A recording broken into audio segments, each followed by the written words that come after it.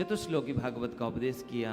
सुखदेव भगवान कहते हैं, परीक्षित आपने जैसे प्रश्न किया है ऐसे ही प्रश्न एक बार मैत्रेय जी से विदुर जी ने किया। विदुर जी ने कहा, प्रश्न किया और मैत्रेय जी ने उत्तर दिया, भगवान सृष्टि की उत्पत्ति कैसे करते हैं, तो पूरी सृष्टि की उत्पत्ति की प्रक्रिया बताई विस्तार से। और फिर कहा, ब्रह्मा जी ने सबसे पहले 4 ऋषियों की उत्पत्ति की, सनक, सनंदन, सनातन, सनत कुमार।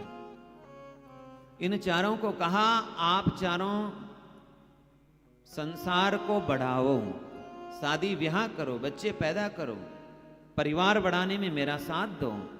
चारों ऋषियों ने कहा, पिताजी हम तो भजन करेंगे। कथा मात्रैक जीविनः, उन्होंने कहा हमारा जीवन तो कथा है, हम कथा सुनेंगे, कथा कहेंगे और हमारे जीवन में बाकी कोई व्यवहार व्यापार बचा नहीं। इसीलिए शंकराचार्य भगवान ने जब अपना श्रीमद् भगवद गीता में भाष्य प्रारंभ किया तो वहां पर लिखा, आज से 12 साल पहले हम जब उपनिषद और भगवद गीता पढ़ते थे तब की वो पंक्ति आज भी हमें याद है भाष्य की। तत्र आदौ सनकादीन उत्पाद्य निवृत्ति लक्षणम धर्मम ग्राहयामास। आदौ सृष्टि के आदि में भगवान ने सनकादीन उत्पाद्य, सनक आदि ऋषियों की उत्पत्ति करके निवृत्ति लक्षण धर्म का उपदेश किया। नारद जी ने देखा, मेरे ही बच्चे, मेरे ही पुत्र मेरी बातें नहीं मान रहे। ब्रह्मा जी ने देखा, मेरे बच्चे मेरी बात नहीं मान रहे। ब्रह्मा जी को क्रोध आया और ब्रह्मा जी के भ्रू प्रदेश से रुद्र भगवान का अवतार हुआ। बोलिए रुद्र भगवान की। भागवत जी के परम विद्वान ब्रह्मलीन स्वामी अखंडानंद जी महाराज कहते हैं, बोले जरा विचार करो, ब्रह्मा जी की बात उनके बच्चों ने नहीं मानी, माने सनकादि ऋषियों ने। जब ब्रह्मा जी की बात उनके पुत्रों ने नहीं मानी तो फिर आपकी बात भी यदि आपके बच्चे न माने तो इस बात से दुखी मत होना।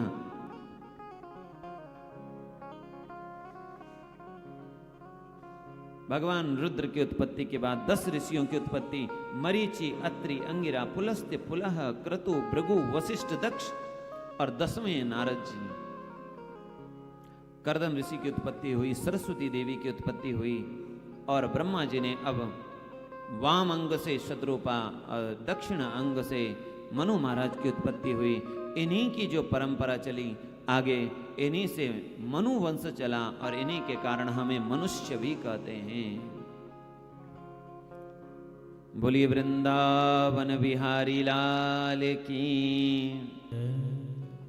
कुछ दिन पहले हम एक विद्वान को सुन रहे थे कहीं सोशल मीडिया में, जय हो जय, वाराणसी के जय।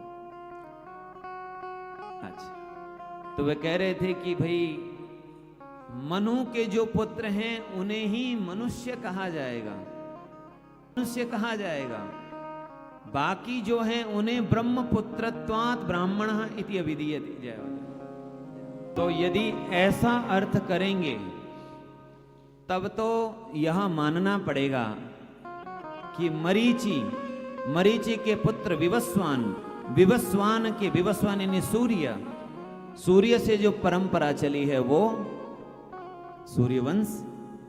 तब तो सूर्यवंश के लोगों को भी ब्रह्मपुत्रत्वात् ब्राह्मण कहना पड़ेगा। क्यों महाराज जी?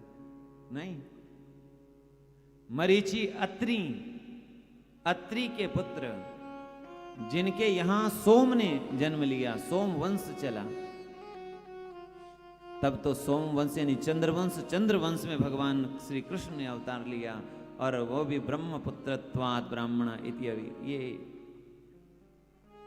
अस्तु, खैर चलो, शास्त्र विवाद के लिए नहीं है, संवाद के लिए है, अपने को जानने के लिए है। विद्या विवादाय धनम मदाय। जो ना समझ लोग हैं वो विद्या को विवाद में लगा देते हैं और धन को अपने अहंकार में लगाते हैं। और जो ज्ञानी लोग हैं वो विद्या को अपनी मुक्ति के लिए लगाते हैं, सा विद्या या विमुक्तये, मुक्ति के लिए, और धन को सेवा में लगाते हैं। मनु और शत्रुपा से 3 कन्याएं, आकुति, देवहूति, प्रसूति, 2 पुत्र, प्रियव्रत, उत्तानपाद। आकुति का विवाह रुचि प्रजापति के साथ, इनके यहां भगवान ने यज्ञ नारायण ने अवतार लिया। माता देवहूति का विवाह कर्दम ऋषि से हुआ, और कर्दम ऋषि के यहां भगवान कपिल ने अवतार लिया है। बोलो कपिल भगवान की। प्रसूति का विवाह दक्ष प्रजापति के साथ हुआ, और दक्ष प्रजापति के यहां 16 कन्याएं हुई, जिनमें 13 कन्याओं का विवाह धर्म के साथ हुआ। श्रद्धा, मैत्री, दया, शांति, तुष्टि, पुष्टि, क्रिया, उन्नति, बुद्धि, मेधा, तितिक्षा, री, मूर्ति, धर्मस्य पत्न्यः।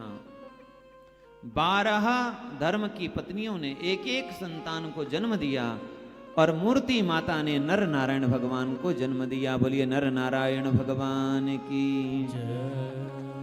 14वीं कन्या स्वाहा, इनका विवाह हुआ पितरों के साथ। 15वीं कन्या स्वधा, इनका विवाह पितरों के साथ। 14वीं कन्या स्वाहा, उनका विवाह अग्निदेव के साथ। और 16वीं कन्या माता सती, जिनका विवाह भगवान शिव के साथ हुआ।